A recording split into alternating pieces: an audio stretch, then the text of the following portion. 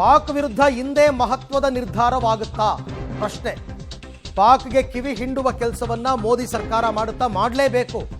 ದೇಶವಾಸಿಗಳು ಕೇಳ್ತಾ ಇರೋದೇ ಅದನ್ನ. ಭದ್ರತೆ ಸೇರಿದಂತೆ ಪಾಕ್ ವಿರುದ್ಧದ ಹೋರಾಟ ಇವತ್ತೇ ತೀರ್ಮಾನ ಆಗ್ತಕ್ಕಂಥ ಸಾಧ್ಯತೆ. ಸರಣಿ ಸಭೆಗಳ ಬಳಿಕ ಅಂತಿಮ ತೀರ್ಮಾನಕ್ಕೆ ಮೋದಿ ಅವರು ಬರ್ತಾರಾ? ಪಾಕ್ ವಿರುದ್ಧ ಇವತ್ತೇ ಒಂದು ಅಂತಿಮ ತೀರ್ಮಾನ ಆಗುತ್ತಾ ಅಂತಕ್ಕಂಥ ಪ್ರಶ್ನೆ. ಕೆಲವೆಲ್ಲ ಸಭೆಯಲ್ಲೇ ತೆಗೆದುಕೊಳ್ತಕ್ಕಂಥ ನಿರ್ಧಾರಗಳು ಅತ್ಯಂತ ಗೌಪ್ಯವಾಗಿ ರಹಸ್ಯವಾಗಿ ಇರುತ್ತೆ. ಅದನ್ನು ಕಾರ್ಯರೂಪಕ್ಕೆ ತಂದ ನಂತರ ಗೊತ್ತಾಗುತ್ತೆ ಇವರ ಪ್ಲ್ಯಾನ್ ಆಫ್ ಆ್ಯಕ್ಷನ್ ಏನಾಗಿತ್ತು ಅಂತಂದ್ಬಿಟ್ಟು. ಯಾಕೆಂದರೆ ಕೆಲವು ವಿಚಾರಗಳು ಸೋರಿಕೆ ಆಗಿಬಿಡುತ್ತೆ, ಮಾಹಿತಿಗಳು. ನಮ್ಮ ದೇಶದಲ್ಲಿ ಅಯ್ಯೋ ಬೇಕಾದಷ್ಟು ಮಾಹಿತಿ ಸೋರಿಕೆ ಆಗುತ್ತೆ. ಅಂಥದ್ರಲ್ಲಿ ತೀರ್ಮಾನಗಳನ್ನು ಅಷ್ಟು ಸುಲಭವಾಗಿ ಹೊರಗಡೆಗೆ ಬಿಡಲ್ಲ.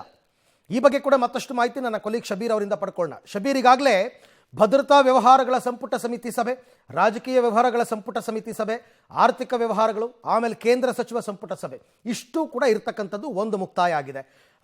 ಎಲ್ಲರ ಸಭೆಗಳ ನಂತರ ಕೇಂದ್ರ ಸಚಿವ ಸಂಪುಟ ಸಭೆಯಲ್ಲೇ ಅಂತಿಮ ತೀರ್ಮಾನ ಘೋಷಣೆ ಆಗ್ಬಿಡುತ್ತಾ, ಅಥವಾ ಇನ್ನೊಂದು ಹಂತ ತುರ್ತು ಅಧಿವೇಶನ ಏನಾದರೂ ಕರೆದು ವಿರೋಧ ಪಕ್ಷದವರಿಗೆ ಅದನ್ನು ವಿವರಿಸ್ಬೋದಾ ಅಂತ? ಅರವಿಂದ್, ನೋಡಿ, ಸರ್ಕಾರದಲ್ಲಿರುವಂಥ ಸಚಿವರಿಗೂ ಕೂಡ ಸರ್ಕಾರ ಏನು ಮಾಡಲಿಕ್ಕೆ ಹೊರಟಿದೆ ಅನ್ನೋದಕ್ಕೆ ಸಂಬಂಧಪಟ್ಟಂತೆ ಪೂರ್ಣವಾದಂಥ ಮಾಹಿತಿಯನ್ನು ಕೊಡಲ್ಲ. ಆದರೆ ಒಂದಿಷ್ಟು ಪ್ರಾಥಮಿಕ ಮಾಹಿತಿಯನ್ನು ಹಂಚಿಕೊಳ್ಳುವಂಥ ಕೆಲಸವನ್ನು ಮಾಡುತ್ತೆ ಸರ್ಕಾರ. ಈಗ ಪಹಲ್ಗಾಮ್ನಲ್ಲಿ ಭಯೋತ್ಪಾದಕ ದಾಳಿ ಆದ ಬಳಿಕ ಯಾವ ರೀತಿಯಾದಂಥ ಬೆಳವಣಿಗೆಗಳು ನಡೀತಾ ಇದ್ದಾವೆ, ಗಡಿಯಲ್ಲಿ ಯಾವ ರೀತಿಯಾದಂಥ ಸಿಚುವೇಶನ್ಸ್ಗಳು ಇದ್ದಾವೆ, ಮತ್ತು ಯಾವ ಭಯೋತ್ಪಾದಕ ಸಂಘಟನೆಗಳ ವಿರುದ್ಧ ನಾವು ಹೇಗೆ ಕ್ರಮವನ್ನು ತೆಗೆದುಕೊಳ್ಳುತ್ತಿದ್ದೀವಿ ಅನ್ನೋದಕ್ಕೆ ಸಂಬಂಧಪಟ್ಟಂತೆ ಒಂದಿಷ್ಟು ಪ್ರಾಥಮಿಕ ಮಾಹಿತಿಯನ್ನು ಹಂಚಿಕೊಂಡು ಇಡೀ ಸಹೋದ್ಯೋಗಿಗಳನ್ನ ವಿಶ್ವಾಸಕ್ಕೆ ತೆಗೆದುಕೊಳ್ಳುವಂಥ ಕೆಲಸವನ್ನು ಪ್ರಧಾನಮಂತ್ರಿಗಳು ಮಾಡ್ತಾರೆ. ಆದರೆ ಸೇನೆ ಭಯೋತ್ಪಾದಕರ ವಿರುದ್ಧ ಅಥವಾ ಪಾಕಿಸ್ತಾನದ ವಿರುದ್ಧ ತೆಗೆದುಕೊಳ್ಳಬಹುದಾದಂತಹ ಕ್ರಮಗಳೇನು ಅಥವಾ ಯಾವ ಮಾದರಿಯಲ್ಲಿ ಪ್ರತಿದಾಳಿ ಇರುತ್ತೆ ಅನ್ನುವಂಥದ್ದನ್ನು ಎಲ್ಲೂ ಕೂಡ ಹಂಚಿಕೊಳ್ಳುವಂಥ ಕೆಲಸವನ್ನ ಮಾಡಲ್ಲ. ಕೇವಲ ಇದೊಂದು ಸೀಕ್ರೆಟ್ ಆಪರೇಷನ್ ಅಥವಾ ಮಿಷನ್ ಆಗಿರುವಂಥದ್ದು. ಈ ಒಂದು ದಾಳಿ ಮುಗಿಯುವವರೆಗೂ ಕೂಡ ಇದಕ್ಕೆ ಸಂಬಂಧಪಟ್ಟಂತೆ ಬಹಿರಂಗವಾಗಿ ಎಲ್ಲೂ ಕೂಡ ಚರ್ಚೆ ಆಗಲ್ಲ. ಇನ್ಫ್ಯಾಕ್ಟ್ ಇದ್ರೆ ಸಚಿವ ಸಂಪುಟದಲ್ಲೂ ಕೂಡ ಕೆಲವು ವ್ಯಕ್ತಿಗಳಿಗೆ ಗೊತ್ತಿರುವಂತೆ ಈ ಒಂದು ಮಿಷನ್ಗಳನ್ನ ಕಾರ್ಯರೂಪಕ್ಕೆ ತರುವಂತ ಕೆಲಸವನ್ನು ಕೂಡ ಮಾಡಲಾಗುತ್ತೆ. ಇದರಲ್ಲಿ ಸೀಕ್ರೆಟ್ ಅನ್ನುವಂಥದ್ದು ಬಹಳಷ್ಟು ಮುಖ್ಯ ಆಗಿರುವಂತಹ ಹಿನ್ನೆಲೆಯಲ್ಲಿ ಮಾಹಿತಿ ಸೋರಿಕೆಯಾಗದಂತೆ ಎಚ್ಚರಿಕೆಯನ್ನು ವಹಿಸಿ ಕೆಲವು ಪ್ರಮುಖ ವ್ಯಕ್ತಿಗಳಿಗೆ ಗೊತ್ತಿರುವಂತೆ ಮಾತ್ರ ಈ ಒಂದು ಮಿಷನ್ ಅನ್ನು ಅನುಷ್ಠಾನಕ್ಕೆ ತರುವಂತ ಕೆಲಸವನ್ನು ಕೂಡ ಮಾಡಲಾಗುತ್ತೆ.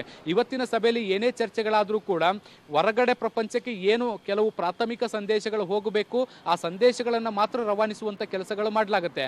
ಆದರೆ ಭಯೋತ್ಪಾದಕರ ವಿರುದ್ಧ ಅಥವಾ ಪಾಕಿಸ್ತಾನದ ವಿರುದ್ಧ ಯಾವ ರೀತಿಯಾದಂತಹ ಪ್ರತಿ ಹೋರಾಟ ಇರುತ್ತೆ ಅನ್ನೋದಕ್ಕೆ ಸಂಬಂಧಪಟ್ಟಂತೆ ಪೂರ್ಣವಾದಂತಹ ವಿವರಗಳನ್ನ ಎಲ್ಲೂ ಕೂಡ ಹಂಚಿಕೊಳ್ಳಲ್ಲ.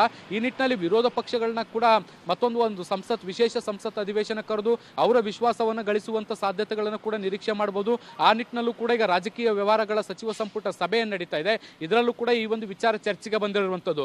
ಈ ಒಂದು ವಿಶೇಷ ಸಂಸತ್ ಅಧಿವೇಶನವನ್ನು ಕರೆದು ಈಗ ಸದ್ಯಕ್ಕೆ ದೇಶದಲ್ಲಿ ಏನಾಗ್ತಾ ಇದೆ, ಯಾವ ರೀತಿಯಾದಂತಹ ಭಯೋತ್ಪಾದಕ ದಾಳಿಯಾಗಿತ್ತು, ಮತ್ತೆ ನಾವು ಸರ್ಕಾರ ಯಾವ ರೀತಿಯಾಗಿ ಪ್ರತೀಕಾರವನ್ನು ತೀರಿಸಿಕೊಳ್ಳುವಂತ ಕೆಲಸಗಳು ಅಂದ್ರೆ ರಾಜತಾಂತ್ರಿಕ ನಡೆಗಳಾಗಿರ್ಬೋದು ಅಥವಾ ಪಾಕಿಸ್ತಾನದ ಮೇಲೆ ಹೇರಿರುವಂತಹ ನಿರ್ಬಂಧಗಳಾಗಿರ್ಬೋದು, ಈ ಎಲ್ಲ ವಿಚಾರಗಳನ್ನ ಮನವರಿಕೆ ಮಾಡಿಕೊಟ್ಟು ಅವರ ವಿಶ್ವಾಸವನ್ನ ಗಳಿಸುವಂತ ಕೆಲಸವನ್ನು ಕೂಡ ಮಾಡುವಂತ ಸಾಧ್ಯತೆಗಳಿದಾವೆ. ಈಗಾಗಲೇ ಈ ಹಂತದಲ್ಲಿ ಒಂದು ಪ್ರಯತ್ನವನ್ನ ಸರ್ಕಾರ ಮಾಡಿದೆ. ಅದು ಸರ್ವ ಪಕ್ಷಗಳ ಸಭೆ ಕರೆದು ಅವರ ವಿಶ್ವಾಸವನ್ನ ಗಳಿಸುವಂತದ್ದು.